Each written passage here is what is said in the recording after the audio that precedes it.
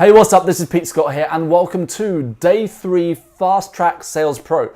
We are well into this topic now of you becoming the best sales professional you can be for your career or business. Today is a continuation in a positive way of what we started in days 1 and 2. I mentioned throughout this program that the sales starts in the mind of the seller. So that's you. It's about you having that confidence, having that certainty when you are in the sales conversation.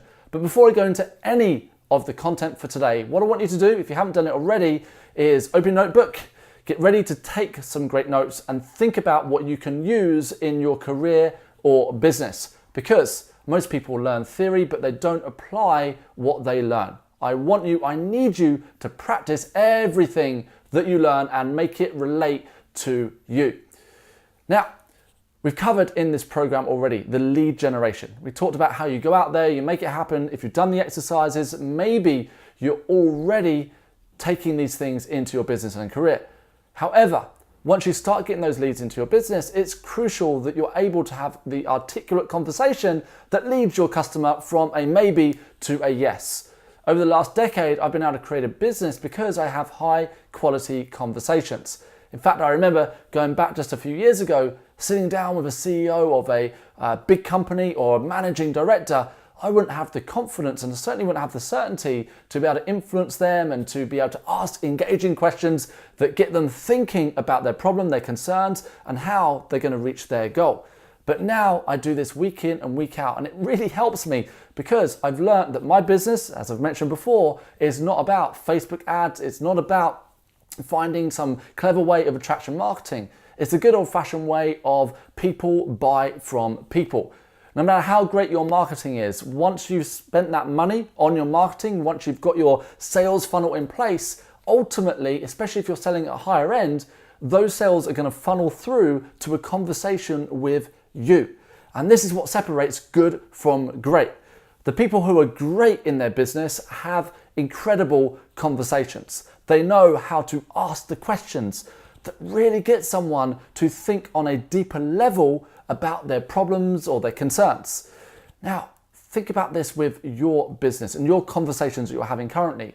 Are you able to overcome objections before they even exist? I call this pre-handling objections. I've actually put some additional content for you below. Are you able to know which questions really get to the root of the concern, not just the symptom, but get to the root of the concern? Because if you have conversations that get to the root and not just the symptom, then you can increase the desire of your customer. And that helps them to move from this whole thing of maybe, or I'll think about it, or I need to ask my husband or wife, to a resounding, oh my goodness, I get this, I'm all over this, so let me go ahead. So there's quite a lot of things to consider when you are in conversation, but it all starts with you feeling great. So many people ask me for more tools and techniques, and they say, Pete, I want to be an influential person. How do I get my customers to say yes there and then? And it is about, if you can, your customers saying yes there and then.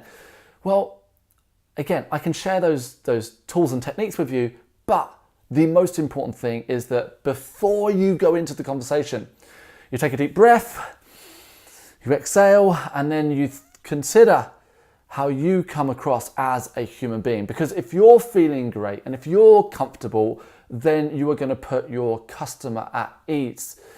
I'm always interested in, when I go into work with salespeople who are underperforming, in not understanding what they're saying, because that's only probably 5 to 10% of the conversation.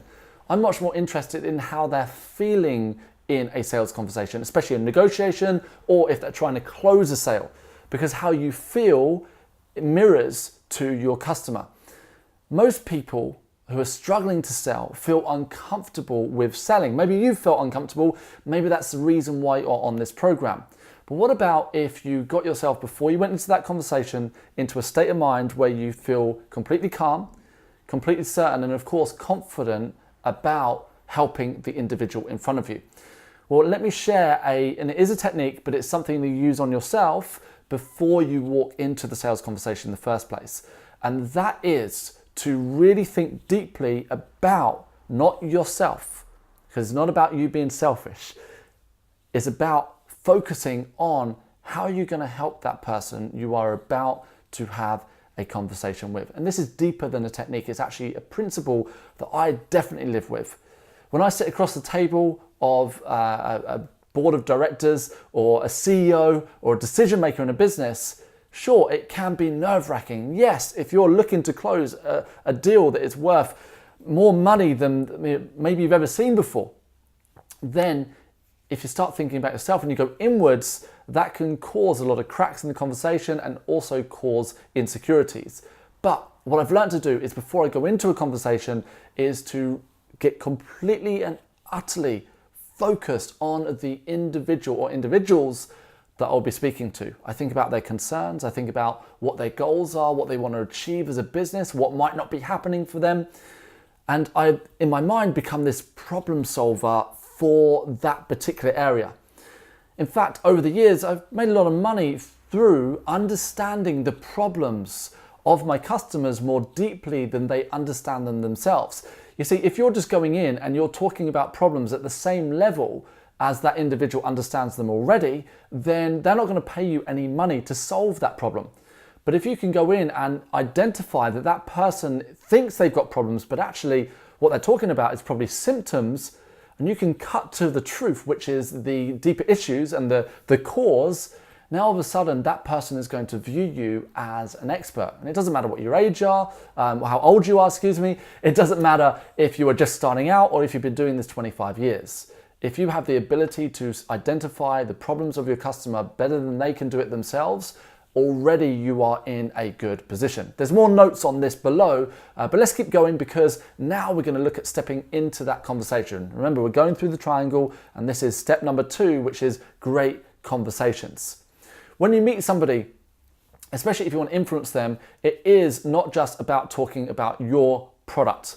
Most of us, because it's easier to do so, want to talk about our product or our service. We want to talk about the testimonials that we've got, how many people that we've helped, and then we want to somehow relate that to the person in front of us. But this is not a hugely effective way to influence somebody. And the reason for this is because you're talking about you. You're talking about the things that you have done. But actually, remember what I said earlier on in this course, it's not about value, because what you talk about might be very valuable, but it's about relevancy. And the best way to be relevant to the person in front of you is to talk about them, is to get, once again, to the root of their concerns. How you can do this very effectively, and it's something that I've done for many years and you can do too, is to imagine that that person has a map above their head, because we all live through our values and we all live through what's called the internal map. You have an internal map. It's how you make your decisions. It's how you live your life. It's how you decide not to do things as well as doing things. But when you meet somebody, you don't know what's going on inside their map. In other words, you don't know what's happening inside their world. So the best way to influence somebody is to not just go in and talk about that you can do this, you can do that for them. It is to imagine this map above their head, but you can't see it, it's blanked out. And to start revealing that map and understanding their GPS of the world, the best way you can do that, other than feeling confident and calm in yourself, remember, the most certain person always influences the other, so you want to feel good about yourself in that conversation, but it's to ask really great questions. Now, in a number of my courses in the Sales Pro Academy, I share so many different ways that you can ask different types of questions that bring out different answers, because there's no shortage of great answers from your customers. There's usually a shortage from great questions from the seller. But what I want you to do is check the notes below and see a 4-step question process that I've used for years. It's so simple. And what it does is that it opens up the conversation on the most important thing for that customer. And then what it does, it digs a little bit further into that info. And then you start to find out if that person is at a stage of just simply being interested, or if they're really ready to go ahead. And by asking these sorts of engaging questions, what it does is it allows the customer to recognize that, wow, number one, this is a priority for me. Number two, I am committed to doing this. And number three, I'm ready to do something about this right now. By doing this and working on your sales conversation, it can make a profound difference in the results that you achieve. I've had conversations that just a few years ago I wouldn't even believe could be possible. And when I say this, I mean having conversations that are worth my old salary, maybe even times 2 or 3. And that's just over one coffee. But it's not about how great I am. It's about understanding that if you can get to the root concern in that conversation through great questions, then that individual in front of you, and by the way, there's never a more important person than the person in front of you in that moment. So by being present with them and by asking these sorts of engaging questions, wow, it makes a phenomenal difference in how they think. And that leads us on to step number 3, which is closing. I can share so many different ways on how you can close a sale, but fundamentally, when you close, it's a result of the customer in their mind flicking the switch, moving from a maybe to a yes, increasing their desire from an interested to I'm committed, I'm ready to do this. And you cannot move somebody in that direction by simply talking about your product. The more you talk about your product, the less likely you are to sell it. The more you talk about the human being in front of you, the more that you engage them, the more that you feel great in yourself, but you are present with that person, the more likely they are to buy. So with all this said, what does it mean for you to truly step into the place of becoming the sales pro? How will it change your conversations with your customers so you can move them from the maybe to a yes?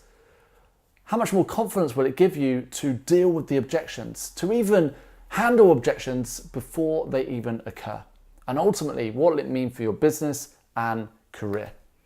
I do sincerely hope you've enjoyed everything that we've been through. But of course, enjoyment is one thing, getting you a result is another.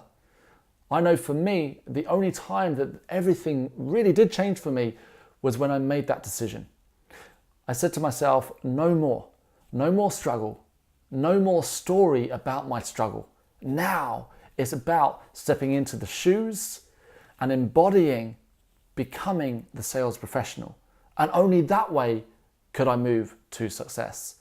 Fast forward a few years, over 400 companies on our books, a team around me. I get to travel around the world doing what I love. I don't know where you are in your journey right now, if you're just starting out or you are already a 7-figure business and you want to take it to the next level.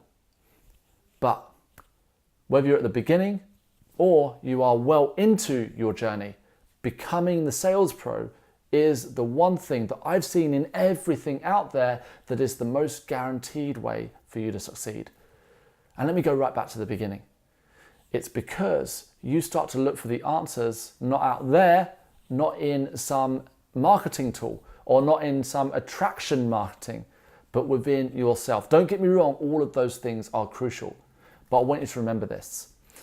Someone who has all the sales tools in the world, but they do not have a sales mindset and they are not being the sales pro, will struggle far more than somebody who has no sales tools, but they've truly stepped into and they've decided to be the sales pro. I've said enough at this stage. Check out the notes below. I want you to take action. All you need to do is follow the steps below. Thank you again for being a part of this program. It is a chance for you to fast track your way to stepping into the person that you truly need to be to make your business happen. Let me know how you do. I can't wait to hear your feedback and I'll see you in our next course.